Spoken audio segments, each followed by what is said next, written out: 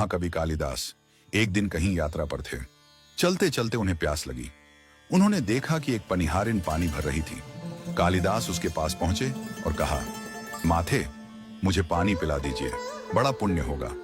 पनिहारिन ने ऊपर देखा और कहा, बेटा, मैं तुम्हें जानती नहीं, पहले अपना परिचय दो, फिर मैं तुम्हें पानी पिला दूंगी।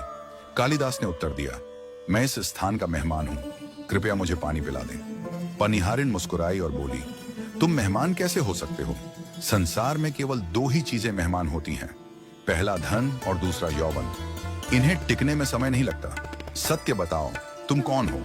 कालिदास तर्क से पराजित होते हुए कुछ देर चुप रहे, फिर बोले, मैं सहनशील हूं, अब तो पानी पिला दीजिए।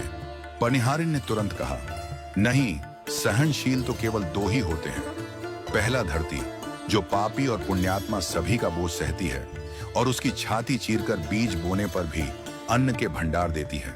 दूसरा है पेड़, जिसे पत्थर मारो तो भी वह मीठे फल ही देता है। तुम सहनशील नहीं हो सकते। सच बताओ, तुम कौन हो? कालिदास अब झुंझलाने लगे। कुछ सोचकर बोले, मैं हट्ठी हूं।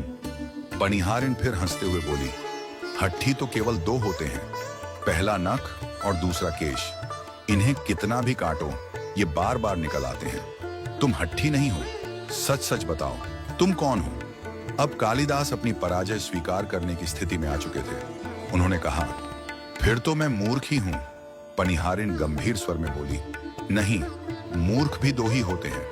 पहला राजा, जो बिना योग्यता के भी सब पर शासन करता है, और दूसरा दरबारी पंडित, जो राजा को प्रसन्न करने के लिए गलत बात को भी सही साबित करने का प्रयास करता है।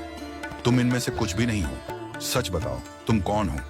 अब तक कालिदास पूरी तरह हार चुके थे। वे थककर पनिहारिन के पैरों में गिर पड़े और गिड़गिड़ाने लगे, माथे, मुझे पानी की बहुत जरूरत है, कृपया मुझे पानी पिला दीजिए। पनिहारिन ने बड़े ही स्नेहपूर्ण स्वर में कहा, उठो वत्स। आवाज सुनकर कालिदास ने ऊपर देखा तो पाया कि वह पनिहारिन कोई साधारण स्त्री नहीं थी, वह साक्षात माता सरस्वती थी। कालिदास उनकी दिव्य उपस्थिति देखकर दंग रह गए और उनके चरणों में गिरकर नतमस्तक हो गए। मां सरस्वती ने कहा, वत्स, शिक्षा से ज्ञान आता है, अहंकार नहीं। तुमने अपनी विद्या और प्रतिष्ठा को ही सबसे बड़ा मान लिया और अहंकार कर बैठे।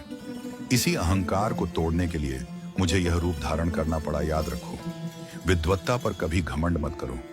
घमंड विद्वत्ता को नष्ट कर देता है। कालिदास को अपनी भूल समझ में आ गई।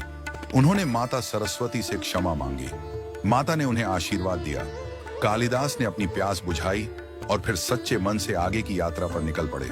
हमारे जीवन में विद्या और ज्ञान का बहुत महत्व है, लेकिन इन पर कभी अहंकार नहीं करना चाहिए।